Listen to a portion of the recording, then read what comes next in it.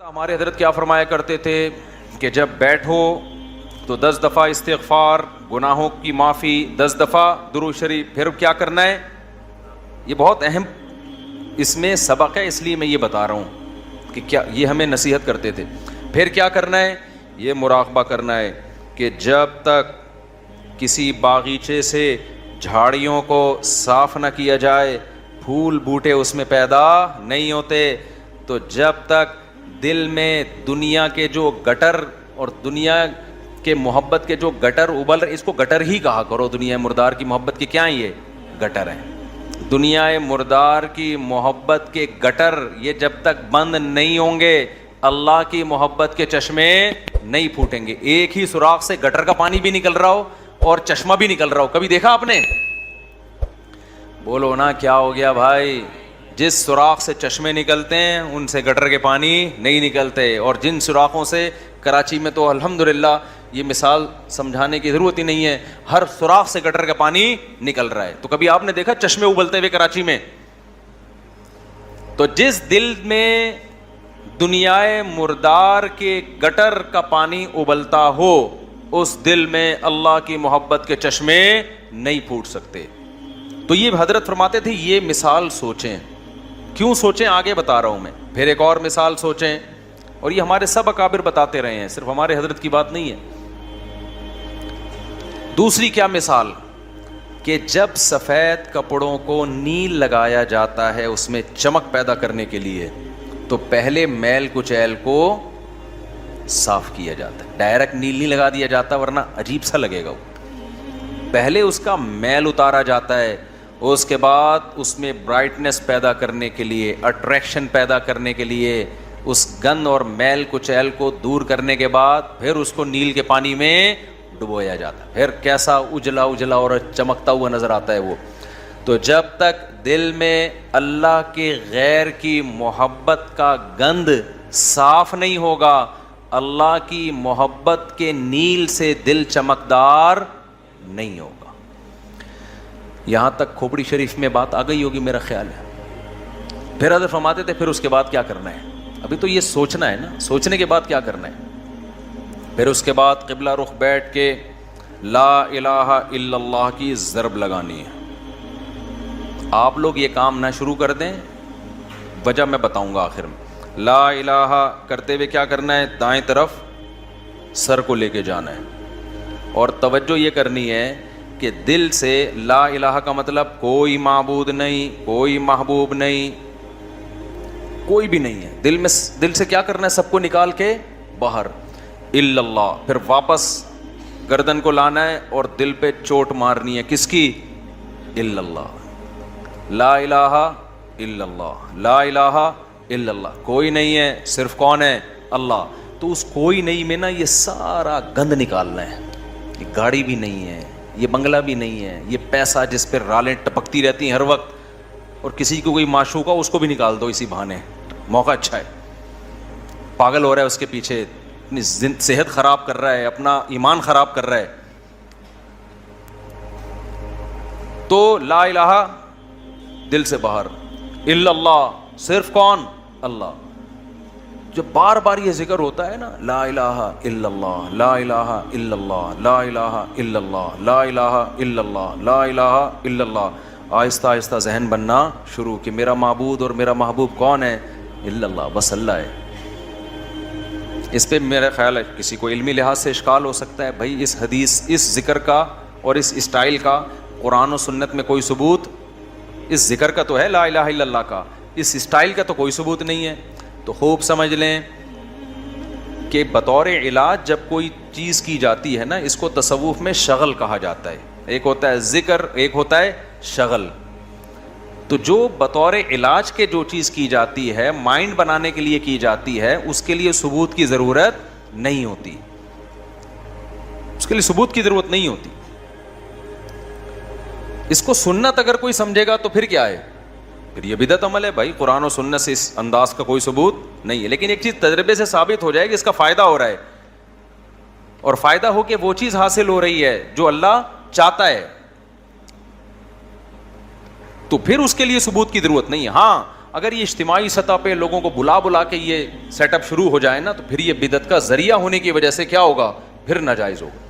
تو آپ یہ کام نہ کریں, کوئی بدعت نہ بن جائے نہیں, لیکن ایک کام آپ لازمی کر لیں. جو میں نے اتنا لمبا چوڑا آپ کو یہ پورا طریقہ بتایا نا, آپ یہ نہ کریں یوں گردنیں, بعض لوگوں کے فرما بھی ٹیڑھا ہو جاتا ہے اس سے, یوں کرنے کے بعد پھر اٹھ ہی نہیں پا رہے نا, وہ ایسے ہی ہو گئی. تو یہ کام نہ کریں, بدعت کا کوئی ذریعہ نہ بن جائے. جب تک کسی شیخ سے باقاعدہ اصلاحی تعلق نہ ہو اور اس کی ہدایات اور رہنمائی نہ ہو, خود سے یہ کام نہ کریں. ایسی چیزوں سے بدعتیں پھر پھیلتی ہیں سوسائٹی میں. تو آپ نے کیا کرنا ہے, اللہ سے تعلق بحال کرنا ہے نا, تو اس کے لیے میں طریقے بتا رہا ہوں آپ کو. روزانہ صبح اور شام میں لا الہ الا اللہ کے ذکر کا معمول بنانا ہے. 10 دفعہ کم سے, دیکھو تبلیغ والے تسبیح بتاتے ہیں, تیسرا کلمہ 100 دفعہ, 100 دفعہ استغفار, 100 دفعہ درود شریف, صبح بھی اور شام بھی. اصل تو یہ ہے, کیونکہ تیسرے کلمے لا الہ الا اللہ خود بخود آ گیا ہے. میں اس سے بھی آسان پیکیج بتا رہا ہوں. اصل تو وہ ہے جو تبلیغ والے بتاتے ہیں. میں کیا بتا رہا ہوں اس سے بھی, کہ یار وہ نہیں ہوتا تو لا الہ الا اللہ ہی بیچ میں سے نکال لو نا, اسی کا وظیفہ پڑھ لو, اسی کو پابندی سے پڑھ لو. تو جتنے یہاں مرد اور خواتین آج بیان سننے کے لیے آئے ہیں, آج سے عزم کریں کہ ہم نے روزانہ کم سے کم 100 مرتبہ صبح اور 100 مرتبہ شام لا الہ الا اللہ کا ورد کرنا ہے. اچھا, ذکر میں اصل یہ ہے کہ آہستہ آواز سے کیا جائے. جہرن ذکر کو شریعت نے پسند نہیں کیا, لیکن اگر دل لگانے کے لیے, معنی اور مفہوم کا تصور دماغ میں بٹھانے کے لیے کوئی ہلکی آواز سے جہر کر لیتا ہے, ہلکی آواز سے, بہت شور شرابہ نہ ہو, تو اس میں بھی کوئی حرج نہیں ہے. تو آپ نے کیا کرنا ہے, یہ 2 مثالیں صبح سوچنی ہیں. صبح کے وقت کر لیں اور شام کے وقت کر لیں. بیٹھیں قبلہ رخ ہو کے, 10 دفعہ استغفار اپنے گناہوں کو یاد کر کے, 10 دفعہ درود شریف پڑھ لیا. اس کے بعد ہلکی آواز میں لا الہ, مزے لے کے ذکر کرنا ہے, ٹرخانا نہیں ہے. 100 دفعہ نہیں ہو رہا نا, 50 دفعہ کر لو. وہ کام جو تھوڑا ہو پابندی کے ساتھ ہو, اللہ کو زیادہ محبوب ہے اس کام سے جو بہت زیادہ ہو لیکن اس کی پابندی نہ ہو. تو کیا کرنا ہے, ہلکی آواز سے لا الہ الا اللہ, لا الہ الا اللہ. اور تصور کوئی نہیں ہے. لا الہ کا مطلب, اللہ قرآن میں کہتے ہیں افرأیت من اتخذ الہہ ہواہ, تم نے ایسے لوگ دیکھے جن کا معبود ان کی خواہشات ہیں, خواہشات کو اپنا خدا بنایا ہوا ہے.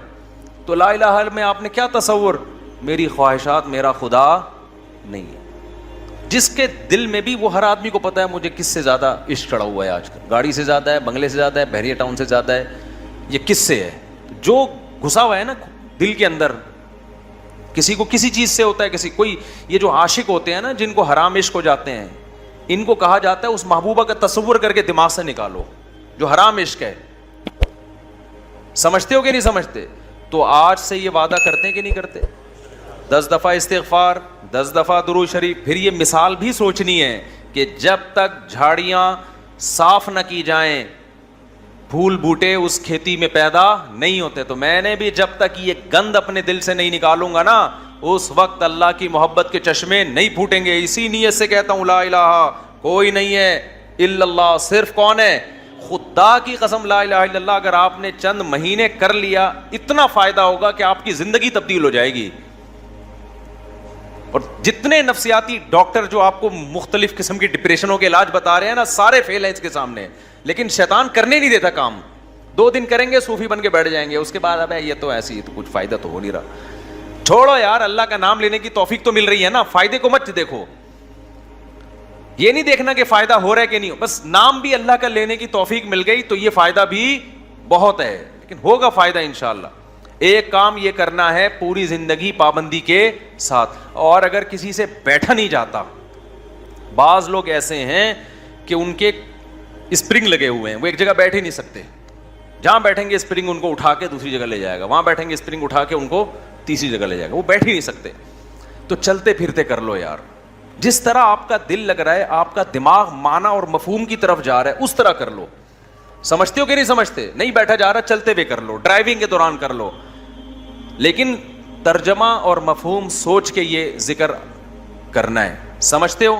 دوسرا کام, اللہ سے تعلق بحال کرنے کے لیے روزانہ ایک ٹائم دعا مانگنے کا معمول بناؤ. اللہ سے گڑ گڑا کے دعا مانگا کرو, دل لگے یا نہ لگے. باتیں کرنا سیکھو. لوگ کہتے ہیں ہمارے پاس الفاظ ہی نہیں ہوتے دعا کے. آ جائیں گے آہستہ آہستہ, جب کرتے رہو گے نا الفاظ بھی اللہ سکھا دے گا. آدم علیہ السلام نے جب توبہ کی ہے, قرآن سے پتہ چلتا ہے ان کے پاس الفاظ نہیں تھے کہ اللہ سے کیسے توبہ کروں میں. پریشان تھے, توبہ کے الفاظ نہیں تھے. قرآن کہتا ہے فَتَلَقَّىٰ آدَمُ مِن رَبِّهِ, رب نے آدم کو سکھائے الفاظ کہ یہ الفاظ سے دعا مانگو. تو جب آپ اللہ کے سامنے گڑ گڑاؤ گے تو انشاءاللہ اللہ آپ کو الفاظ بھی سکھاتا رہے گا. دعا ہی میں ایک اور کام کرو. ایک کتاب آتی ہے مناجات مقبولہ. کیا نام ہے کتاب کا؟ مولانا اشرف علی تھانوی رحمہ اللہ تعالیٰ نے قرآن اور سنت میں صحیح احادیث میں جتنی دعائیں ہیں ان تمام دعاؤں کو ایک چھوٹے سے کتابچے میں جمع کر لیا ہے. یہاں تک بات کلیئر ہو گئی. پھر کیا کیا ہے؟ اب ساری دعائیں روزانہ مانگنا تو بڑا مشکل ہے, تو بہت ساری دعائیں ہیں, تو انہوں نے ان ساری دعاؤں کو 7 حصوں میں ہفتے کے 7 دنوں میں ڈیوائڈ کر دیا ہے. اس سے وہ پڑھنا کیا ہو گئی ہیں؟ آسان. پھر لکھ دیا ہے ہفتے کی دعائیں, اتوار کی دعائیں, پیر کی دعائیں, منگل کی دعائیں, بدھ کی دعائیں, جمعرات کی دعائیں, جمعے کی دعائیں. تو جہاں جمعے کی دعا اسٹاپ ہو رہی ہے وہیں اسٹاپ کر دو, کیونکہ اب جو مناجات مقبولہ مل رہی ہے اس میں پھر لوگوں نے اپنی غریبیاں بھی بہت آگے لگا دی ہیں. تو آپ نے یہاں میرا خیال ہے میں نے ساتھیوں سے کہا تھا رکھوائیں مناجات مقبولہ. یہ کوئی بزنس نہیں ہے, پتہ چلا مفتی صاحب منجن بیچ رہے ہیں اپنی کتابیں بیچ کے بغیر پروفٹ کے. یہاں میرا خیال ہے مل جائیں گے. ہے تو میں نے بولا تھا سب کے لیے لے کر آؤ. بس یہ تو اللہ ان سب کو ہدایت دے. کل سے میں چیخ رہا ہوں کہ لوگ زیادہ ہوں گے, مناجات مقبولہ بہت زیادہ تعداد میں ہونی چاہیے تاکہ سب لوگ خریدیں. جی چلیں آپ یہاں 150 ہوں گے اعتکاف والوں کے لیے, لیکن کسی کو فری پھوکٹ میں نہیں دینا ہے. فری والا کام ہمیشہ اس کا کوئی فائدہ نہیں ہوتا, پیسے خرچ کر کے لینی ہے, کوئی پروفٹ نہیں ہے. تو باقی لوگ بنوری ٹاؤن سے بھی ملتی ہے, ہر جگہ سے مل جاتی ہے, ٹھیک ہے نا. وہ کتاب خواتین بھی رکھیں, مرد حضرات بھی گھر میں رکھیں. اس سے فائدہ کیا ہوگا؟ ویسے الگ سے بھی دعا ہاتھ اٹھا کے اخپل طریقے سے مانگیں, رٹے رٹائے الفاظ نہ ہو, آپ کے اپنے الفاظ ہوں. اور دوسرا اس دعا کو بھی روزانہ پڑھنے کا معمول بنائیں. اس سے فائدہ کیا ہوگا؟ اس میں قرآن و سنت کی جتنی دعائیں, پیغمبروں کی دعائیں ہیں, اللہ نے جو دعائیں ہمیں خود سکھائی ہیں, وہ ساری ایک ہفتے میں آپ مانگ لو گے. تو یہ کوئی کم فضیلت ہے؟ بہت بڑی فضیلت ہے. اور پھر ایک اور خاندانی فائدہ ہوگا, جب آپ وہ پابندی سے پڑھنے کا معمول بناؤ گے نا, تو 6-7 مہینے سال کے بعد جا کے وہ ساری دعائیں آپ کو یاد ہونا شروع ہو جائیں. ایک وقت آئے گا آپ کے سینے میں دعاؤں کا بہت بڑا ذخیرہ ہوگا. تو معمول بناؤ گے کہ نہیں بناؤ گے؟ مناجات مقبولہ خریدیں. اس کا یہ مطلب نہیں کہ الگ سے دعائیں نہیں, وہ الگ سے مانگنی ہے. کتنے کام ہو گئے؟ 3 کام. چوتھا کام دعا, وہ تو میں پہلے بتا چکا ہوں, یہ تیسرے کام میں آ گیا. چوتھا کام آپ نے کیا کرنا ہے؟ روزانہ کم سے کم 1 پارے کی تلاوت کرنی ہے. موبائل سے جان چھوٹے گی نا, لوگ کہتے ہیں پھر بھائی سارا دن موبائل میں لگے رہتے ہیں, تو موبائل نہیں ہو تو کیا کریں؟ تو یہ کام کریں گے تو پھر تھوڑا بہت موبائل کے لیے وقت بھی آپ کو مل جائے گا. تو پہلے اپنے آپ کو اچھے کام میں بزی تو کریں نا. تو کیا کرنا ہے؟ روزانہ 1 پارہ قرآن کی تلاوت. اگر آپ اٹک کے پڑھتے ہیں, 1 پارہ پڑھنا بہت مشکل ہے, تو ٹائم کر لیں آپ کہ میں روزانہ آدھا گھنٹہ قرآن مجید کی تلاوت کروں گا. یہ بھی مشکل لگ رہا ہے تو زیادہ فنٹر بننے کی ضرورت نہیں ہے, آپ کہیں 25 منٹ کروں گا. یہ بھی مشکل لگ رہا ہے تو کوئی بات نہیں, 20 منٹ پہ لے آئیں. یہ بھی مشکل لگ رہا ہے 15 منٹ پہ لے آئیں. یہ بھی مشکل لگ رہا ہے آپ بولیں صرف 10 منٹ میں تلاوت کروں گا. کوئی ٹینشن کی زیادہ کے چکر میں نہ پڑیں. شیطان کیا کہتا ہے؟ تو بہت نیک آدمی, یہ 10 منٹ سے کیا ہوتا ہے, سارا مسئلہ یہاں سے خراب ہوتا ہے. آپ 10 منٹ بیٹھ جاؤ قرآن لے کے. وہ 10 منٹ جو پابندی کے ساتھ ہو, اس 2-2, 3-3 گھنٹے کی تلاوت سے بہتر ہے جس میں 2 دن بہت بڑا ولی اللہ بنا ہوا ہے, اس کے بعد مارکیٹ سے شارٹ ہو گیا. آئی بات سمجھ میں؟ تو روزانہ کیا کرنا ہے؟ تلاوت کا معمول بنانا ہے. کتنے کام ہو گئے؟ 4. پانچواں کام کیا کرنا ہے آپ نے؟ دیکھو قرآن میں تہجد کی اتنی زیادہ فضیلت اللہ نے بیان کی ہے نا کہ ایسا لگتا ہے کہ جو جنت میں جائیں گے وہ تہجد تو پڑھتے ہی ہوں گے لازمی. یعنی قرآن سے ایسا لگتا ہے, کہیں بھی ایسا نہیں ہے کہ جنتیوں کی صفت بیان کی اور تہجد کا اس میں تذکرہ نہ ہو.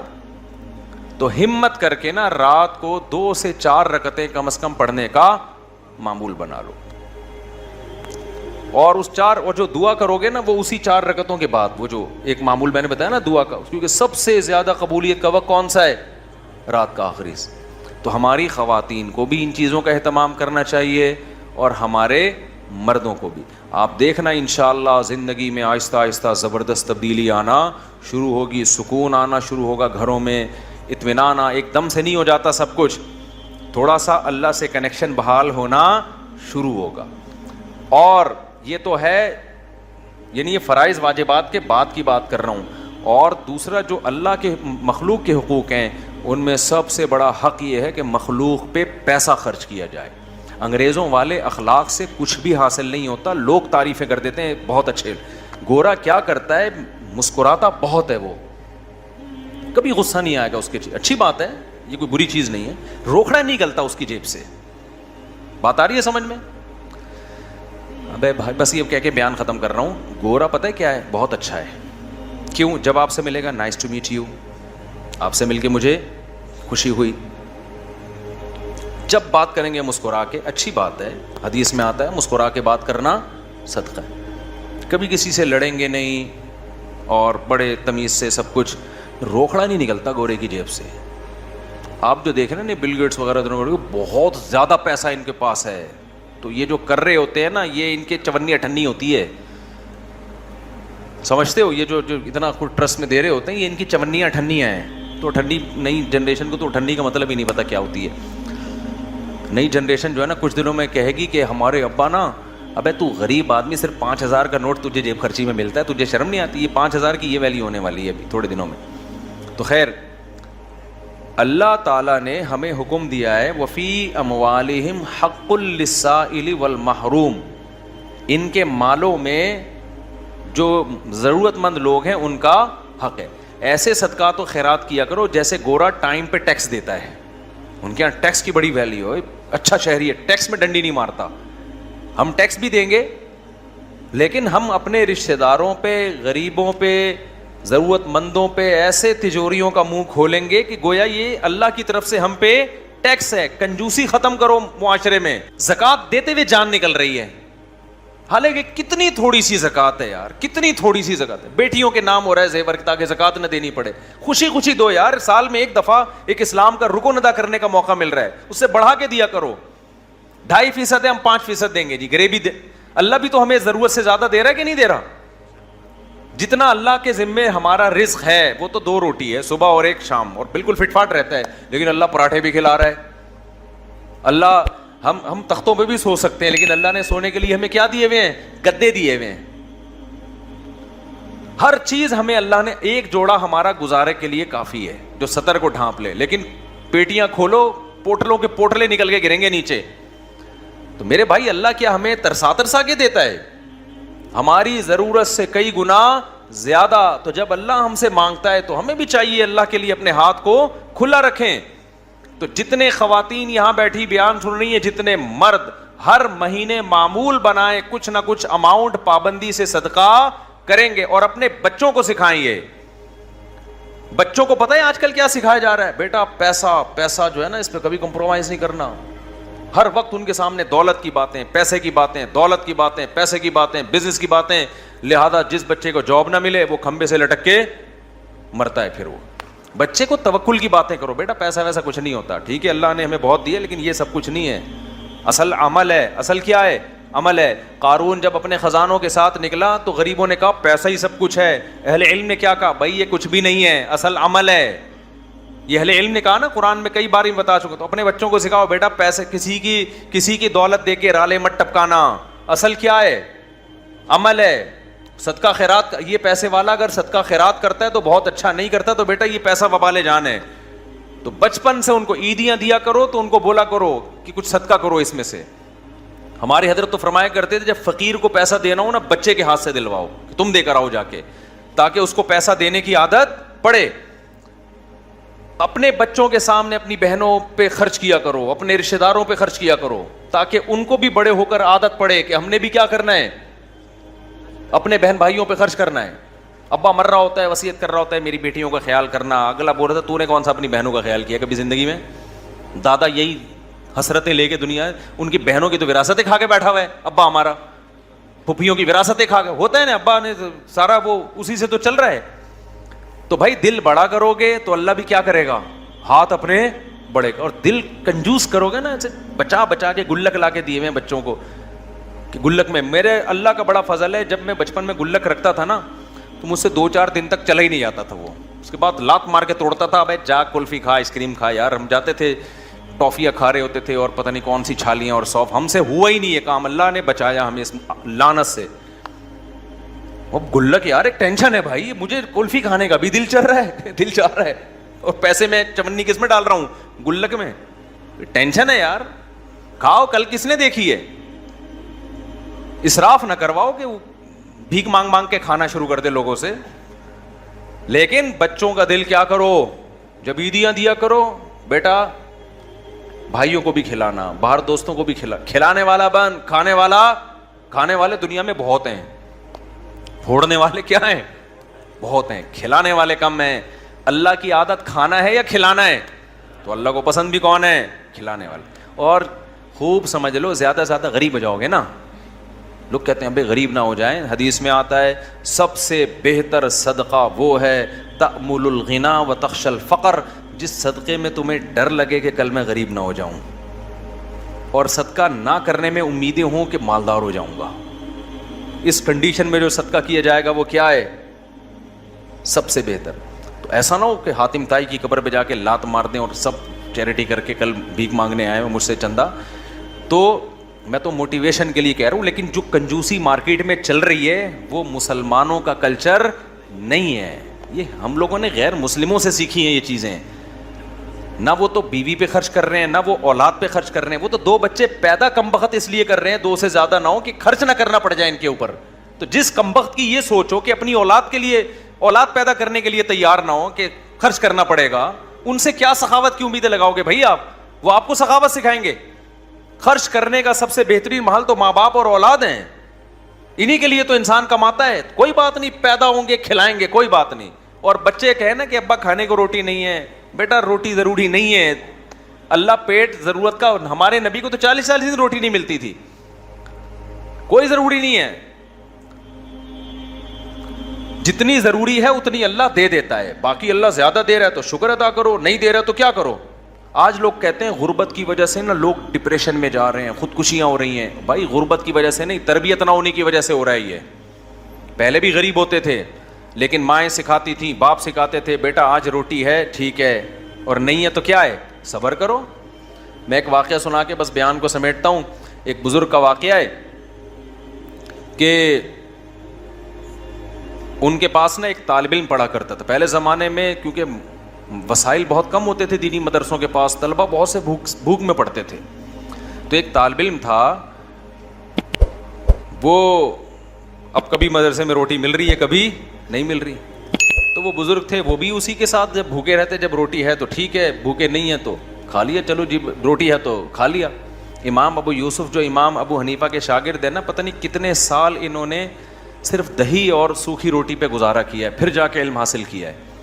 اگر اس طرح کے ان کو تربیت دی جاتی کہ کامیاب وہ ہے جو پراٹھے پھوڑ رہا ہے اور یہ کھا رہا ہے, تو وہ تو ابو یوسف تھوڑی بنتے. پھر وہ قاضی القضاء, اسلامی دنیا کے جو سب سے پہلے مسلمان جج تھے نا, سب سے بڑی آبادی پہ, وہ امام ابو حنیفہ کے شاگرد ابو یوسف رحمۃ اللہ علیہ تھے. وہ پیڑے کھا کے نہیں بنے ہیں, وہ سوکھی روٹیاں کھا کے. مولانا طارق جمیل صاحب کی آج لوگ عیش و عشرت دیکھتے ہیں, کئی مہینے ابلے ہوئے چاولوں پہ گزارا کیا ہے.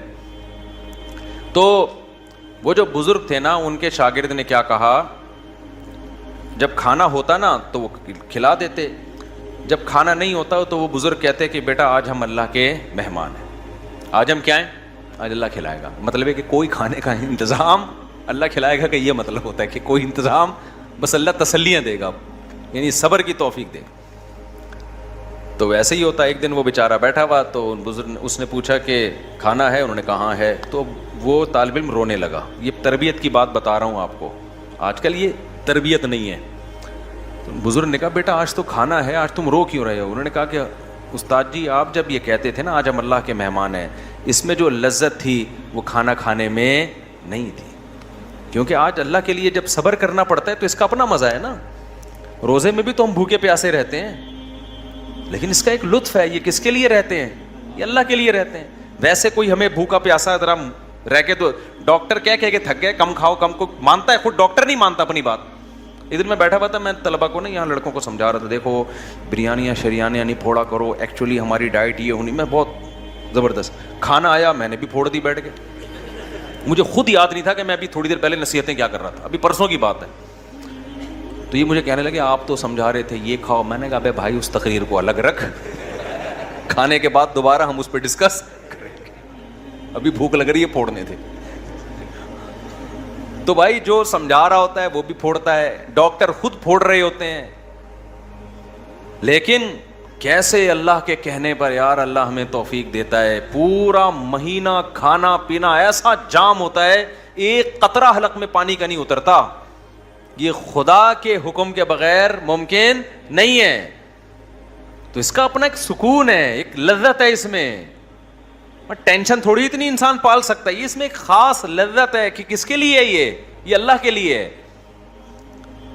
تو یہ جو میں نے آپ کو معمولات بتائے ہیں, کوشش کریں گے نا اس پر عمل کرنے کی. صدقہ بھی کرنا ہے, خیرات بھی کرنا ہے, اور خواتین نے بھی خیرات کرنا ہے. نبی صلی اللہ علیہ وسلم نے خواتین کو الگ سے حکم دیا کہ تم صدقات و خیرات کی کرو اور اس آگ سے بچو جس سے بچنے کا اللہ نے حکم دیا. اب خواتین کہیں گی ہم کہاں سے صدقہ خیرات کا معمول بنائیں؟ بھائی آپ صدقہ خیرات کا ایسے معمول بنائیں کہ اگر کوئی پاکٹ منی شوہر کی طرف سے ملتی ہے اس کو تھوڑا بچا لیا کریں کہ بھائی اتنا میرا ہے, باقی کیا کرنا ہے. یا اگر کوئی سورس آف انکم ہے اس میں سے کچھ خاص کر لیں.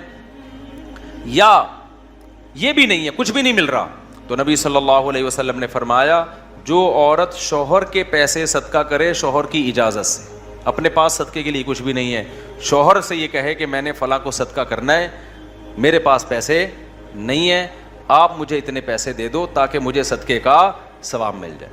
شوہر انسان کا بچہ تھا, اتفاق سے اس نے بھی کچھ پیسے نکال کے بیگم کو دے دیے کہ چل بھائی تیرے پاس نہیں ہے تو میں تجھے دے دیتا ہوں.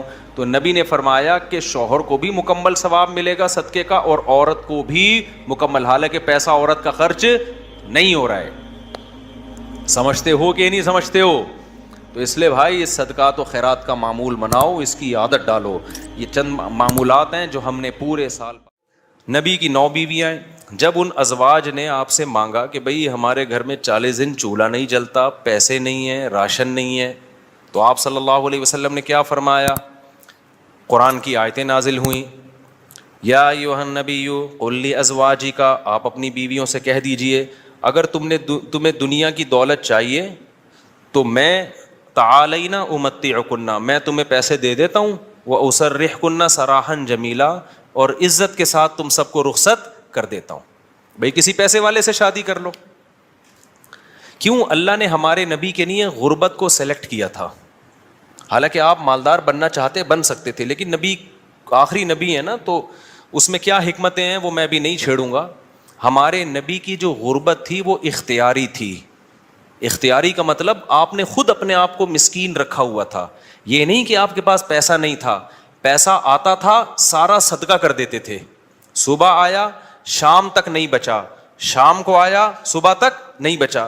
لیکن مجھے اور آپ کو اس طرح کرنے کی شریعت میں اجازت نہیں ہے کہ آج سے پتہ چلے آپ نے سارے بینک خالی کیے, سارا سونا وونا گھر کے پلاٹ کی فائلیں والے بیچ باچ کے تمبو لگا کے روڈ پہ آ کے بیٹھ گئے اور بیگم سے کہہ رہے ہو رہنا ہے اسی طرح رہو تمبو میں ورنہ نکلو. یہ آپ کو اجازت نہیں ہے. کیوں نہیں ہے؟ یہ ٹاپک نہیں ہے میرا, کیونکہ میں نے اگر اس ٹاپک پہ چلا گیا تو یہ جو ٹاپک آج لے کے چل رہا ہے وہ چینج ہو جائے گا. بس ابھی فی الحال یقین کر لیں کہ مولوی صاحب اگر کہہ رہے ہیں تو علم کی بنیاد پہ کہہ رہے ہوں گے. تو یہ نبی کے لیے اللہ نے اس طرز زندگی کو سلیکٹ کیا ہے, میرے اور آپ کے لیے یہ نہیں ہے. ہمارے اور آپ کے لیے کہ تمیز سے اچھے بچوں کی طرح کماؤ, کچھ جمع بھی کرو, خرچ بھی کرو, گھر والوں پہ ہاتھ بھی کھلا رکھو, اچھے بچوں کی طرح اس طرح سے زندگی گزارو. فنٹر بننے کی کوشش فرض واجب نماز روزہ یہ پورے کرو بس. لیکن نبی کا معیار اونچا تھا. تو نبی صلی اللہ علیہ وسلم نے فرمایا تعالینا امتعکن واسرحکن سراحا جمیلا، میں تمہیں رخصت کر دیتا ہوں، کسی مالداروں سے شادی کر لو۔ اس زمانے میں طلاق یافتہ بیوہ کی شادی ہونا کوئی مسئلہ نہیں تھا، ایک سے ایک رشتہ مل جاتا تھا۔ یہ تو ہمارے زمانے میں نحوست ہے کہ نہیں ہوتی شادیاں۔ اور اگر تم اسی طرح رہنا چاہتی ہو تو اسی طرح غربت میں میرے ساتھ گزارا کرنا پڑے گا۔ تو تمام کی تمام امہات نے، نبی نے ان کو طلاق کا باقاعدہ اختیار دیا۔ یہیں سے علماء نے مسئلہ نکالا ہے کہ طلاق مرد خود بھی دے سکتا ہے، بیوی کو طلاق کا اختیار بھی دے سکتا ہے۔ اگر مرد اپنی بیوی سے کہہ دے کہ میں نے تجھے طلاق کا اختیار دیا تو یہ اختیار عورت کے پاس بھی آ جاتا ہے، پھر وہ اپنے اوپر طلاق واقع کر سکتی ہے۔ اس سے بھی پتہ چلتا ہے کہ عدالتی خلا جو آج کل چل رہا ہے، اس میں اسلام میں اس کی کوئی حیثیت نہیں ہے، کیونکہ مرد جب بیوی کو رائٹ دے گا تو ہوگا، کورٹ کے دینے سے نہیں ہوتا۔ جج صرف اپنی بیوی کو طلاق دے سکتا ہے، دوسروں کی بیویوں کو جج طلاق نہیں دے سکتا۔ یہ بار بار بیان کرتا رہا ہوں میں، کیونکہ دنیا کا نظام چینج ہو رہا ہے، ہر جگہ ایسا ہی ہو رہا ہے، یہ جو آج کل سسٹم چینج ہو گیا نا۔ تو اب کیا ہے، اللہ یہ کہ چند صورتوں میں جج بھی دے سکتا ہے، وہ الگ ٹاپک ہے۔ تو نبی صلی اللہ علیہ وسلم نے طلاق کا باقاعدہ اختیار دے دیا، یہ نہیں کہا کہ تم چاہتی ہو تو میں تمہیں طلاق دے دیتا ہوں، نہ، باقاعدہ رائٹ دے دیا کہ اپنے اوپر واقع کر لو۔ حضرت عائشہ رضی اللہ تعالی عنہا کا جب نمبر آیا، اچھا عورت اگر اسی مجلس میں وہ اختیار واپس کر دے تو ختم ہو گیا اختیار۔ مرد نے جس مجلس میں اختیار دیا نا، اس مجلس کے ساتھ رہتا ہے، ہمیشہ کے لیے دے دیا تو ہمیشہ کے لیے، مجلس کے ساتھ دے دیا تو جب تک اس مجلس میں ہے طلاق واقع کر سکتی ہے، جب مجلس ختم ہو گئی تو طلاق کا آپشن بھی ختم۔ تو نبی نے حضرت عائشہ کو سے بھی فرمایا کہ تمہیں بھی میں اختیار دیتا ہوں، لیکن آپ نے فرمایا جلد بازی نہ کرنا۔ کیا مطلب؟ جلدی میں یہ نہیں کہہ دینا کہ بھائی مجھے نبی قبول ہیں، ایسا نہ ہو، کم عمر تھی نا حضرت عائشہ، ایسا نہ ہو جلد بازی میں فیصلہ کرو پھر دوبارہ کل فاقے پڑیں، پھر بولو بھائی کہ یہ میں نے فیصلہ کیا تھا، غلط کر دیا تھا۔ اس لیے آپ نے فرمایا اپنے گھر میں پہلے مشورہ کر لو، حضرت عائشہ سے فرمایا اپنے گھر میں جا کے مشورہ کر لو، مشورے کے بعد سوچ سمجھ کے ایک رائے قائم کرو کہ اسی فقر و فاقہ میں 40 دن چولہا نہیں جلے گا، اسی میں گزارا کرنا ہے یا مجھ سے طلاق لے کے کہیں اور شادی کرنی ہے، جلدی میں فیصلہ نہ کرو۔ حضرت عائشہ کو اتنا غصہ آیا نا نبی کے اس بات پر، فرمایا افیکا اشاور، آپ کے بارے میں مشورہ کروں گی میں، یعنی پیغمبر کے بارے میں اپنے ابا اماں سے جا کے مشورہ کروں گی کہ رہنا کہ نہیں رہنا، مطلب کوئی مشورہ نہیں کرنا، رہنا ہے۔ یہ جو غیر مسلم طنز کرتے ہیں نا کہ پیغمبر نے شادی کی اتنی کم عمر میں، اتنی بڑی عمر میں ایک نوعمر لڑکی سے، تو اس نوعمر لڑکی کو طلاق کا اختیار دیا جا رہا ہے اور وہ کہہ رہی ہے کہ آپ کے بارے میں نے کسی سے مشورہ نہیں کرنا، یہ سوال ہی غلط ہے۔ افیکا اشاور، یہ کیسے ہو سکتا ہے؟ آپ جیسا شوہر مجھے کہاں ملے گا، کوئی مشورہ نہیں، آپ کے ساتھ ہی رہنا ہے۔ تو یہ غیر مسلم جو اعتراض کرتے ہیں نا نبی پر، یہ مدعی سست اور گواہ چست، جس کے حق کی بات کر رہے ہیں حضرت عائشہ کی کہ معاذ اللہ ان کے ساتھ ظلم ہو گیا کہ کم عمر میں اتنی بڑی عمر سے شادی کرا دی ان کی، اس کم عمر کو تو یہ احساس نہیں ہو رہا، ان کو تو یہ ہو رہا ہے کہ اس سے اچھا رشتہ میرے لیے اس کائنات میں کوئی نہیں ہے۔ ہندو اور عیسائی کو اعتراض ہو رہا ہے کہ بچی پہ کیا ہو گیا، ظلم ہو گیا۔ اس کو کہتے ہیں مدعی سست اور گواہ بولو چست، جیسے کہ آپ لوگ بالکل بھی چست لگ نہیں رہے ہو مجھے اس وقت تراویح کی وجہ سے۔ تو یہ خود ہمارے پیغمبر کی ایک بہترین سیرت ہے کہ اتنی عمر میں ہو کے ایک کم عمر سے، نو عمر سے نکاح کیا، اور کھلانے پلانے کو بھی کچھ نہیں ہے، اور 8 سوکنے بھی ہیں، پھر بھی وہ کہہ رہی ہیں کہ آپ کے بارے میں مشورہ بھی نہیں کرنا میں نے، حالانکہ اب تو زندگی گزار چکی تھی نبی کے ساتھ۔ اگر وہ شروع میں فیصلہ معاذ اللہ غلط ہو گیا تھا شادی کا تو اب تو ٹائم گزر چکا تھا نا، اب تو آپ کے پاس آپشن تھا بھائی میں نہیں رہتی۔ وہ کہہ رہی ہیں آپ کے بارے میں نے مشورہ بھی نہیں کرنا، اور یہ ناممکن ہے، یہ کیسی بات آپ کر رہے ہیں، میں آپ کے بارے میں کیسے مشورہ کر سکتی ہوں؟ خدا کی قسم کسی غیر مسلم میں غیرت ہوگی نا، غیرت، بھٹ دھرم اور ضدی نہ ہو، اس بات کو پیغمبر کی نبوت کی دلیل سمجھ کے محمد صلی اللہ علیہ وسلم پر ایمان لے کر آئے گا کہ آپ جیسی پاکیزہ سیرت اور آپ جیسے کامیاب شوہر اس کائنات میں گزرے نہیں ہیں۔ آج کوئی 50 سال کا 9 سال کی سے کر کے دکھائے، چند دن گزارے اور کھلانے کو روٹی بھی نہ ہو، अच्छी भला जो बीवी होगी ना वो मार्केट से क्या हो जाएगी, शॉर्ट हो जाएगी। बल्कि आज जो मार्केट से शॉर्ट हो रही हैं बीवियां वो वाली हो रही हैं जो जोड़ की शादियां, जो जाहिरी एतबार से भी जोड़ की शादियां। 25 साल के लड़के की 24 साल की लड़की से शादी हो रही है, 25 साल का ये PhD भी है, प्रोफेसर भी है और करोड़ रुपए कमा भी रहा है, और बेगम गरीब भी है। फिर भी जिस दिन मार्केट से आटा शॉर्ट हुआ, बेगम उसी दिन मार्केट से शॉर्ट हो गई। आटा शॉर्ट होने की फिक्र इतनी नहीं होती जितनी उसको बेगम के शॉर्ट होने की। हमारे पास तो केसेस आ रहे हैं ना, कोर्ट में भी आ रहे हैं। जरा सा बेरोजगार हुआ, बेगम शॉर्ट। वो कहती तेरे में है क्या जो मैं तुझसे तेरे साथ रहूं, एक आटा दे रहा था वो भी नहीं है भाई। तो ये मोहम्मद सल्लल्लाहु अलैहि वसल्लम के बेहतरीन शौहर होने की दलील। मैदान जंग में आपसे बेहतरीन कमांडर कोई नहीं, सियासत में आपसे बेहतरीन सियासत किसी के पास नहीं, घर में आपसे बेहतरीन शौहर कोई नहीं। एक ही वक्त में तमाम बेहतरीन सिफात अल्लाह ने अकेले मोहम्मद सल्लल्लाहु अलैहि वसल्लम में जमा कर दी, जबकि असबाब और वसाइल बिल्कुल भी नहीं है। असबाब और वसाइल तो पैसे को बोलते हैं ना, वो बिल्कुल भी नहीं है। अब मैं वो उस वाक़े की तरफ आता हूं। अब मुझे बताओ, हाँ तो मैं आपसे ये कह रहा था कि बेगम साहिबा को खूब अच्छा खिलाएं, जो खुद पहने उसको पहनाएं, जो खुद खाएं उसको खिलाएं।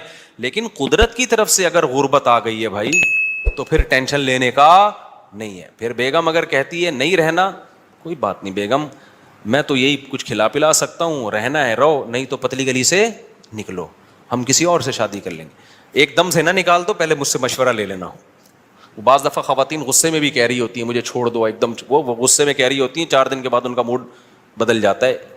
खुद से कुछ ना करो, मशवरा ले लिया करो। मेरा तो मकसद सिर्फ ये बताने का है कि टेंशन लेने का नहीं है। एक तो बेरोजगारी की टेंशन, ऊपर से एक और टेंशन अपने ऊपर मुसल्लत करो तो पागल हो जाओगे।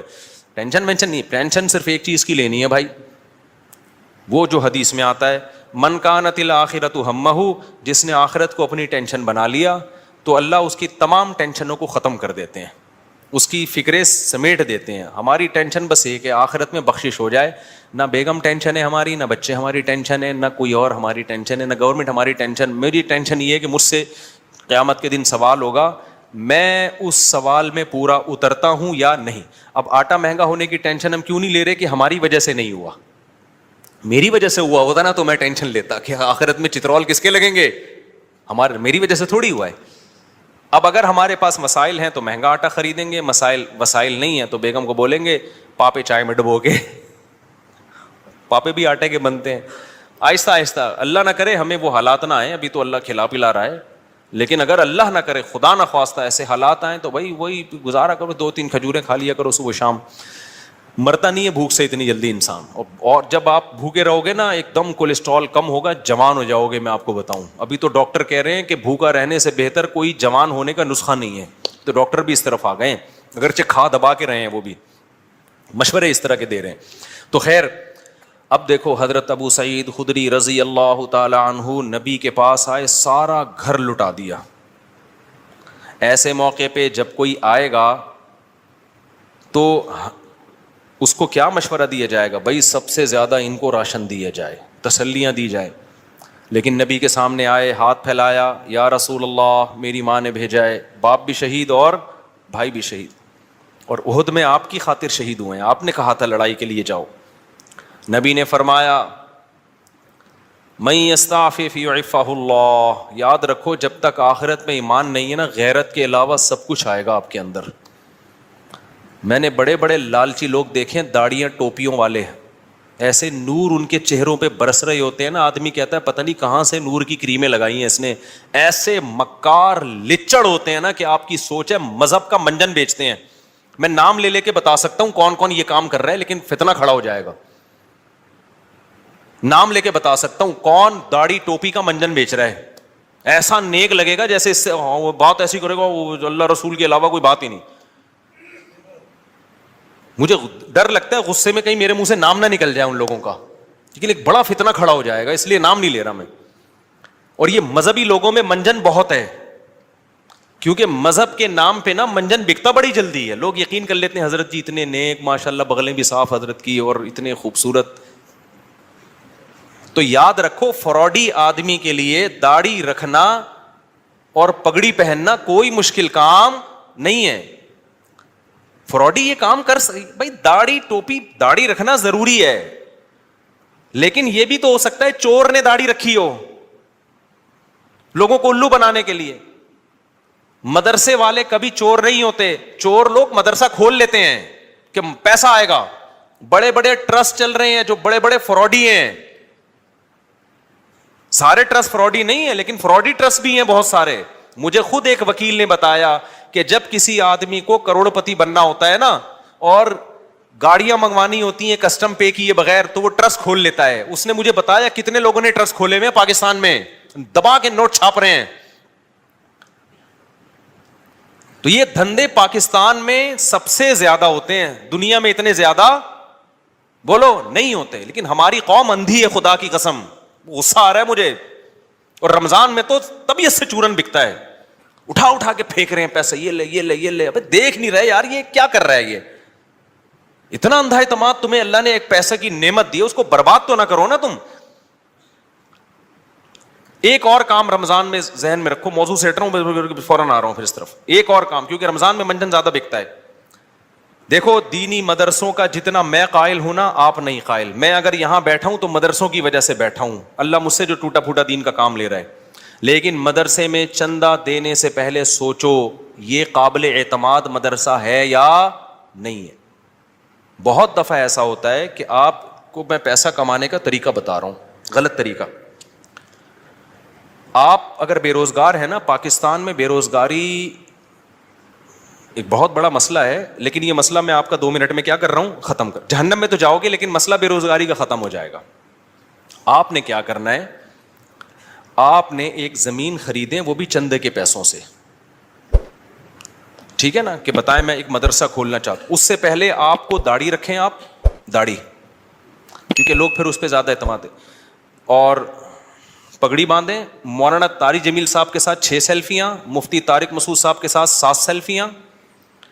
مفتی صاحب کے پاؤں دبائیں, میرے پاؤں دبائیں, سر میں مالش کر کے چپکے سے ویڈیو بنائیں کہ دیکھو میں مفتی صاحب کی خدمت کر رہا ہوں, میں گلے مل رہا ہوں, ویڈیو بنائیں. مولانا طارق جمیل صاحب کو ہدیہ دیتے ہوئے ویڈیو بنائیں, ٹھیک ہے. ایک بیان ان سے اپنے حق میں کروا لیں گے, بہت اچھا ہے, آدمی بیان تو کر ہی دیتا ہے نا, میرے پاس بھی کوئی آئے گا اچھا ہی لگ رہا ہے بھائی, اچھا ہے ماشاء اللہ. چند چیزیں اس طرح, ڈاکٹر ذاکر نائک سے ملاقات ہو جائے تو سبحان اللہ, ایک آدھ سیلفی وہاں سے لے لی آپ نے. اور پھر آپ نے کیا کیا ہے, 1-2 دفعہ غریب کو گلے ملتے ہوئے رو لیں, پیاز کاٹ کے جائیں, آنسو پہلے نکلیں گے, ایک دم رو کے ایک تصویر بنا لیں, غریب کو مل کے رو رہے ہیں. بہترین, خدا کی قسم ایسا طریقہ ہے نا, تم نوٹ تمہارے پاس نا رکھنے کی فرصت نہیں ہوگی یار, کدھر رکھوں, تھیلے بھر گئے سارے. اس کے بعد آپ نے کیا کرنا ہے, آپ نے اناؤنس کرنا ہے میں ایک مدرسہ بنا رہا ہوں, یتیم خانہ کھول رہا ہوں. آپ نے 4 دیواری کھڑی کی, اس میں 4-6 یتیم بچے, آپ جائیں وہاں سے کچھ بچے ادھار لیں. ادھار کا مطلب کوئی اپنے بچے دیتا تھوڑی ہے, ان کو بولیں کہ ہم کچھ دن ان کو کھلائیں گے پلائیں گے, تو مائیں دے دیتی ہیں, چلو یار کچھ دن کا, قرآن بھی پڑھائیں گے, تو قرآن پڑھ رہے اس بہانے. یہ آپ کو پتہ ہے, اللہ کو پتہ ہے. وہ 4-6 یتیم بچے جو شکل سے بھی یتیم لگ رہے ہوں, اور اگر یتیم نہ بھی ہوں تو وہ بچے جو لگ رہے ہوں یتیم شکل سے, بعض یتیم ہوتے نہیں ہیں, لگتے ہیں یتیم, اللہ کی طرف سے ڈیزائننگ کچھ اس طرح کی ہوتی ہے, ٹھیک ہے, وہ لگ کیا رہے ہوتے ہیں, یتیم لگ رہے ہوتے ہیں. رمضان میں بہترین بزنس. تو آپ نے وہ 4 دیواری میں 8, 10, 15, 20 جتنے ہو سکے, ایک بھی لے آؤ گے نا تو دھندا تو چلنا شروع ہو جائے گا. وہ یتیم بچے لا کے ڈال دیے. پھر اس کے بعد آپ اپنی 2-4 نمازوں کی تصویریں دعا مانگتے ہوئے, ٹھیک ہے نا. اور پھر آج کل خلافتیں بھی مل جاتی ہیں, ایک آدھ بزرگ کے تھوڑا سا کچھ, آپ جو 2 نمبر قسم کے بزرگ ہوتے ہیں, ہدیے ودیے دیے اور تھوڑا سا خلافت لے لی. وہاں سے اس کے بعد پھر میرے بھائی, اب جو آپ کے پاس پیسہ آئے گا نا, آپ آگے آگے اور پیسہ آپ کے پیچھے پیچھے. لوگ کہیں گے یار یہ میری طرف سے بکرا, 10-10, 20-20 لوگ بکرے لا رہے ہوں گے, 9 بکرے آپ کے گھر میں, 1 بکرا کاٹ کے بچوں کو کھلا دو. لوگ سمجھ رہے ہوں گے دیکھو بکرا کھلا رہا ہے نا, یہ لوگ یہ تھوڑی دے رہے ہوں گے کم بخت کھلا کتنا رہا ہے, اور 9 تو گھر میں پہنچائے ہیں اس نے, اور وہ قصائیوں سے ان کے رابطے ہیں, وہ بک رہے ہیں مارکیٹ میں. گاڑیاں بڑی بڑی لینڈ کروزر جیسی گاڑیاں, بھائی کس کی, مدرسے کی گاڑی ہے بھائی, تیرا ابا تو سائیکل بھی نہیں چلاتا تھا, تیرے پاس اتنی بڑی گاڑی کہاں سے آ گئی, تو کون ہوتا ہے مجھ سے پوچھنے والا, وہ یہ جواب دے گا آگے. ایسی لگژری لائف ہوگی نا. ان 6 یتیم بچوں کو ادھار لیا تھا واپس کر کے, اب سچی مچی کا یتیم آنا شروع ہو جائیں گے. جب پتا چلے گا نا یہ لوگ کھانے میں بکرے کھلاتے ہیں, تو پھر تو جو یتیم نہیں بھی ہیں, ابا کہے گا یار اس کو یتیم ہی فرض کر کے میرے بچے کو بھی یہاں داخل کر لے, بلکہ میرے ابا بھی مر گئے تھے, میں بھی یتیم ہی ہوں. ایسا نوٹ چھاپنے کی مشین بنو گے, بنے ہوئے ہیں لوگ, بنے ہوئے ہیں. بڑے بڑے مدرسوں کے نام پہ فراڈ ہو رہا ہے. میں نہیں کہہ رہا مدرسے فراڈی ہوتے ہیں, فراڈی لوگ بھی مدرسہ بناتے ہیں. اب آپ نے یہ نہیں کرنا کہ مدرسوں کو دینا بند کر دیں, اس سے تو اچھے مدرسے بھی بند ہو جائیں گے. آپ نے تحقیق کرنی ہے کون واقعی دیندار لوگ ہیں, امانت دار لوگ ہیں, کام کر رہے ہیں, اور کون ایسے ہیں جو داڑھی اور پگڑی کے نام پہ منجن بیچ رہے ہیں. یہ آپ نے کرنا ہے, نہیں تو قیامت کے دن الٹے لٹکے پہ ہوگے. بہترین بزنس ہے یہاں پہ یہ. اچھا خیر, ہم آگے چلتے ہیں میرے بھائی. تو اب کیا تھا کہ حضرت ابو سعید خدری رضی اللہ تعالیٰ عنہ کو نبی نے کیا فرمایا. میں یہ عرض کر رہا تھا کہ آخرت ہوگی نا تو غیرت ہوتی ہے. یہ بہت بڑی اللہ کی نعمت ہے کہ آپ کا ہاتھ اللہ کے سوا کسی کے سامنے نہ اٹھے. اللہ سے مانگا کرو, یہ اسباب بھی اختیار کرو پیسہ کمانے کے, کیونکہ جو اسباب اختیار نہیں کرتا اللہ اس کی مدد نہیں کرتا. اگر گھر میں پڑے ہوئے ہو, محنت نہیں کر رہے اور کہہ رہے ہو کہ بس اللہ ہی دے گا, تو پھر اللہ آپ کو بھکاری بنائے گا. یہ یاد رکھنا. آپ نے کیا کرنا ہے, اپنی پوری کوشش کرنی ہے پیسہ کمانے کی, دماغ لگانا ہے. کیوں؟ رزق حلال عین عبادت ہے. الکاسب حبیب اللہ, محنت کر کے کھانے والا وہ اللہ کا دوست ہے. تو اب کیا ہے, ہمارے نبی نے حضرت ابو سعید خدری سے فرمایا کہ من یستعفف یعفہ اللہ. کیا مطلب؟ جو اپنے آپ کو رسوا ہونے سے بچانا چاہتا ہے, عفت کا مطلب رسوا ہونے سے بچانا, دامن داغدار نہ ہو, ذلیل ہونے سے بچانا چاہتا ہے. اس سے پتہ چلا مانگنا کیا ہے, بول لو نا, ذلت ہے. ہاتھ پھیلانا کیا ہے, ذلت. تو جو چاہتا ہے کہ میں ذلیل نہ ہوں, ہمیں تو پتہ ہی نہیں کہ یہ ذلت ہے. ہم تو سمجھتے ہیں میں اتنا چونا لگاتا ہوں بندے سے 2 منٹ میں اتنے پیسے نکلوا لیتا ہوں, یہ میرا کمال ہے. ایک چور کو پکڑا نا, کورٹ میں لے کر گئے, عدالت نے کہا یار تم نے اتنی خوبصورتی سے چوری کی, کسی کو پتہ ہی نہیں چلا. چور کہتا ہے شکریہ سر, آپ نے میری اتنی تعریف کی, اتنا زبردست چور ہوں میں. جج نے کہا کم بخت میں تیری تعریف نہیں کر رہا, تیری برائی کر رہا ہوں. تو نبی نے فرمایا من یستعفف یعفہ اللہ, جو اپنے آپ کو رسوا ہونے سے بچانا چاہتا ہے اللہ اسے رسوائی سے بچاتا ہے. اب سوال پیدا ہوتا ہے کہ رسوائی سے تو بچ جائیں گے, لیکن ٹینشن تو ہے نا, فاقے تو پڑ رہے ہیں, مصیبت تو ہے. اگلا جملہ نبی نے فرمایا وَمَن يَتَصَبَّرْ, جو اللہ سے صبر مانگتا ہے, يُصَبِّرُهُ اللہ, اللہ اسے صابر بھی بنا دیتا ہے. اس ٹینشن میں اللہ سے مانگو صبر, تو اللہ کیا کرے گا, صبر دے دے گا.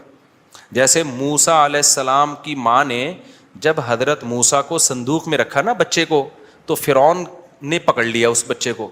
اب قرآن کہہ رہا ہے موسیٰ کی ماں دل برداشتہ ہو گئی, میرا بچہ کس کی گود میں چلا گیا ہے, فرعون کی. ماں تو ایک دم ہو جائے گی نا. اگر جا کے بتا دیتی کہ میرا بچہ ہے, فرعون نے فوراً قتل کر دینا تھا اس کو. لیکن عورت جذباتی ہوتی ہے, وہ انجام نہیں دیکھتی, وہ جذبات سے مغلوب ہوتی ہے. لیکن قرآن کہتا ہے وَرَبَطْنَا عَلَىٰ قَلْبِهَا, ہم نے موسیٰ کی ماں کے دل کو باندھ دیا. کیا بلاغت ہے قرآن کی. موسیٰ کی ماں کے دل کو کیا کر دیا, رسیوں سے باندھ دیا, جیسے ہلے نہیں اپنی جگہ سے, دل برداشتہ نہ ہو. یہ قرآن کی بلاغت ہے, یعنی صبر کی توفیق دی. اس صبر کی توفیق کو بیان کرنے کے لیے قرآن کیا کہتا ہے, موسیٰ کی ماں کو کے دل کو ہم نے رسی سے کیا کر دیا, ایسے کس کے باندھ دیا, ہلے نہیں بھائی. جیسے کسی بندہ ہل رہا ہو نا, آپ اسے رسی سے کس کے بالکل بند کر دو, اب وہ گیا, یعنی وہ ہلنا بھی چاہے تو نہیں ہلے. تو اس سے پتہ چلتا ہے کہ بعض دفعہ انسان بے صبرہ ہو رہا ہوتا ہے, لیکن اللہ کی طرف سے اس کو ایسی توفیق ملتی ہے کہ اللہ اس کے دل کو رسیوں سے باندھ دیتے ہیں. ہلنا نہیں, چپ کر کے تمیز سے بیٹھا رہے, مجھ پر اعتماد اور توکل کر. اسی لیے قرآن میں نبی کو اللہ نے فرمایا وما صبرک الا باللہ, اے نبی آپ صبر کریں, لیکن آپ کا صبر اللہ کی توفیق کے بغیر نہیں ہوگا. یہ صبر بھی آپ نے اللہ سے مانگنا ہے. تو نبی نے فرمایا جو صبر کرنا چاہتا ہے اللہ اس کو صبر کی توفیق دیتا ہے. آج ڈپریشن اس لیے بڑھ رہی ہے کہ صبر کرنا چاہتے ہی نہیں ہے. جو ٹینشن آئی, جو مصیبت آئی, بس نکال دو فوراً جا کے. جو پہلے آ گیا نا وہ پٹتا ہے. آپ جب غصے میں بیٹھے ہوں تو جو شروع میں آ گیا نا وہ اس کا کیا ہو گیا, بیڑا غرق ہو گیا. اس کے بعد حدیث دیکھو, حضرت ابو سعید خدری واپس چلے گئے. کیوں؟ نہ ماں نے کوئی اعتراض کیا, نہ 10 سال کے بچے نے کوئی اعتراض کیا. کیوں؟ لیڈر کو دیکھ رہے تھے کہ لیڈر ہم سے زیادہ قربانی دے رہے, اور آپ کی صداقت پہ یقین تھا. حدیث میں آتا ہے کہ حضرت ابو سعید خدری نے زندگی بھر کسی سے نہیں مانگا, یہاں تک کہ اپنا کوڑا بھی گرتا تھا نا اونٹ سے تو نیچے اتر کے اٹھاتے تھے, وہ کوڑا بھی نہیں مانگتے تھے کسی سے. حالانکہ یہ تو ٹھیک ہے کوئی کوڑا دے دو مجھے میرا کوڑا, لیکن نہ نہ نہ نہ بٹ نہیں تو مطلب نہیں, سب کچھ خود کرنا ہے, اب نہیں مانگنا کسی سے کوڑا.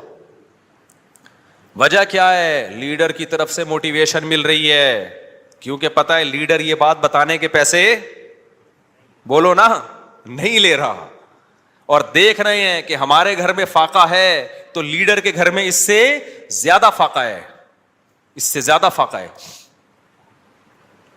تو اس لیے آپ اگر گھر میں سربراہ ہیں نا, بچوں کو انسان کا بچہ بنانا چاہتے ہیں تو پہلے خود انسان کا بچہ بننا پڑے گا. یہ میں اصل میں ایکچولی میں یہ کہنا چاہ رہا تھا, جس کے لیے پورا میں نے واقعہ سنا ہے. اصل آپ کون سا میدان جنگ میں جا رہے ہو, جہاد میں جا رہے ہو, ماں باپ اور بھائیوں کو کٹوا رہے ہو آپ.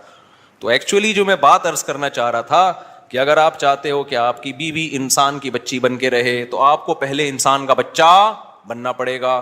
آپ چاہتے ہو کہ میرے گھر میں اخلاق کا ماحول ہو, تمیز سے بات کیا کریں, تو پہلے آپ کو تمیز سے بات کرنی پڑے گی. آپ بیگم سے کہہ رہے ہو تمیز سے بات کرو, اس کا مطلب آپ خود ہی تمیز سے بات نہیں کر رہے. وہ تو آپ کا ایٹیٹیوڈ دیکھ رہی ہے نا. باپ گھر میں آ رہا ہے چنگیز خان بن کے چیخ رہا ہے, یہ کیا ہو رہا ہے, پھر وہ کہہ رہے سب آرام سے بات کریں, تو کہیں گے نا ابا آپ تو آرام سے کر نہیں رہے. ایک صاحب کو غصے پہ بہت غصہ آتا تھا. ایک صاحب ہمارے جاننے والے تھے, جب کوئی غصہ کرتا ان کو بہت غصہ آتا ہے, غصہ کیوں کر رہا ہے, اسی بات پہ ان کو غصہ آتا تھا. ہم کہتے تھے اس کو جتنا غصہ آ رہا ہے نا کسی بات پہ, اور آپ کو اس غصے پہ اس سے زیادہ غصہ آ رہا ہے, تو اس کو غصہ کیسے ٹھیک ہوگا؟ اب آپ کسی کو یہ سمجھا رہے ہو کہ غصہ مت کرو, تو یہ بات آپ کو آرام سے کہنے پڑے گی, غصے سے نہیں. کیونکہ اگر آپ نے غصے سے کہہ دی, اس کا مطلب وہ جو کام وہ کر رہا ہے آپ بھی وہی کر رہے ہو. تو مارکیٹ میں جو چل رہا ہے نا وہ بتا رہا ہوں میں آپ کو.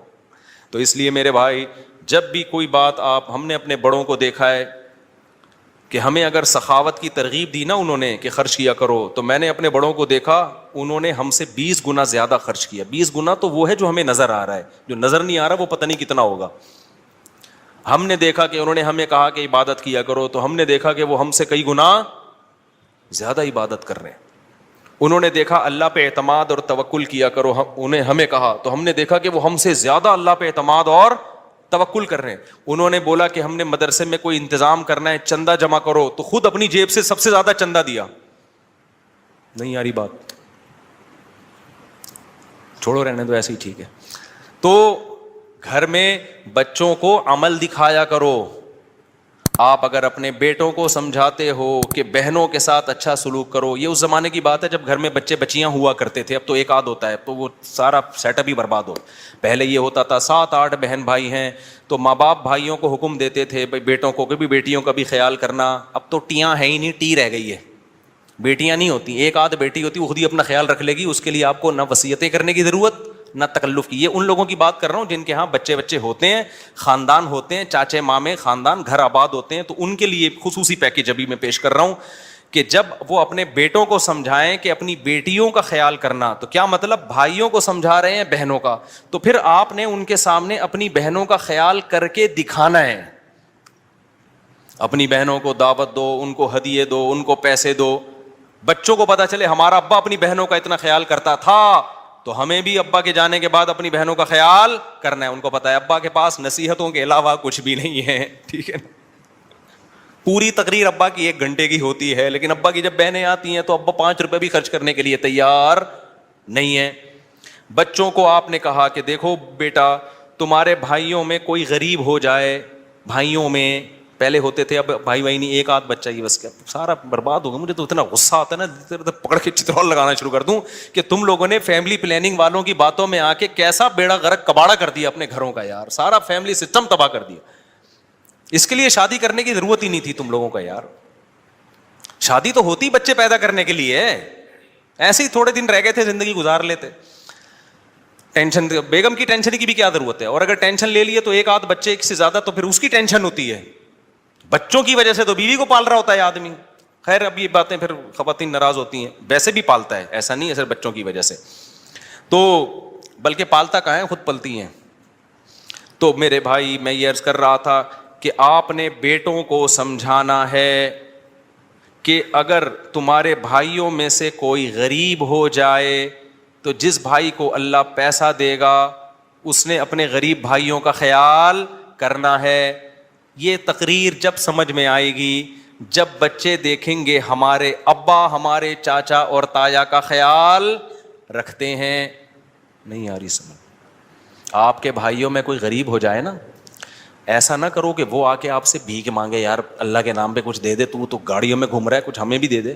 آپ نے پہلے سے ہی ان کو دینا شروع کر دینا ہے، ان کا حصہ ہے. وفی اموالہم حق للسائل والمحروم وآت ذی القربى حقہ. اللہ کہتے ہیں رشتہ داروں کو ان کا حق دو. تو رشتہ داروں میں تو بھائی بہن سب سے پہلے ہیں بھائی. اللہ کہہ رہی ہے ان کا رائٹ ہے، ان کا حق ہے. آپ کے پاس پیسہ ہے، وہ غریب ہیں، تو میں نہیں کہہ رہا ان کو وہی اسٹینڈرڈ دے دو جو آپ کا ہے. اتنا تو کرو نا کہ کچھ تو تھوڑا سا خیال کرو ان کا. ایک کے پاس پیسہ آ جاتا ہے، دوسرا پیچھے پڑا ہوا ہوتا ہے اور وہ کہتے ہیں تجھے ضرورت کیا ہے، تو ضرورت کیا ہو. بھائی بھائیوں کو بہنوں کو ضرورت کی وجہ سے نہیں دیا جاتا. کس وجہ سے دیا جاتا ہے؟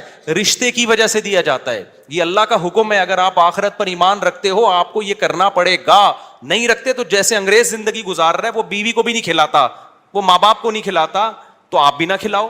تو ایک فیصلہ کر لو، انگریزوں کے طریقے پہ چلنا ہے یا اسلام کے طریقے پہ چلنا ہے. اسلام کے طریقے پہ اگر چلنا ہے تو رشتہ داروں پہ بھی خرچ کرنا پڑے گا، بیوی بچوں پہ بھی خرچ کرنا پڑے گا، والدین پہ بھی خرچ، دیکھو جملہ مکمل ہی نہیں کر رہے، کرنا پڑے گا.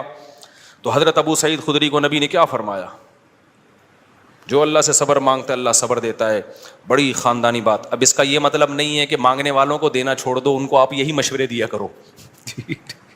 آئندہ کوئی آئے بھکاری تو آپ کو حدیث میں آتا ہے حضرت ابو سعید خدری آئے تھے تو نبی نے ان کو مشورہ دیا تھا، تو میرا بھی مشورہ یہ اللہ سے مانگ جا کے.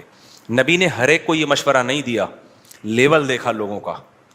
بہت سے صحابہ آئے نبی نے ان کو دے دیا کہ ان کا توکل کا وہ لیول نہیں تھا. ابو سعید خدری تو لیڈر تھے نا، بعد میں لیڈر بنے ہیں، جنگوں میں کمانڈر بنے ہیں، علم کے مفتی بھی بنے حضرت ابو سعید خدری. ان صحابہ میں ہر ایک مفتی نہیں تھا، چند مخصوص لوگ تھے جو فتویٰ دیا کرتے تھے. تو مذہبی لیڈر تھے نا حضرت ابو سعید خدری، اس لیے ان کو تیار کیا نبی نے کہ ان کا لیول توکل کا اونچا ہوگا. تو اب یہ جو بیچارہ عام بھکاری آ رہا ہے اس کو وہ والے توکل پہ نہ چڑھاؤ بھائی، ٹھیک ہے نا، جس پہ خود بھی نہیں ہو. ہاں بھکاریوں کو دینا چاہیے نہیں دینا چاہیے اس میں بہت سوچ سمجھ کے. بھکاریوں میں پروفیشنل لوگ بہت زیادہ ہیں.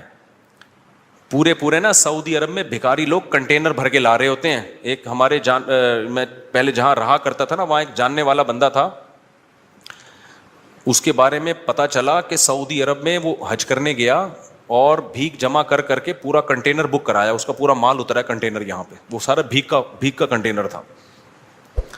تو حج بھی پتہ نہیں بھیک لے کے گیا ہوگا. تو ایسے بھی لوگ ہیں.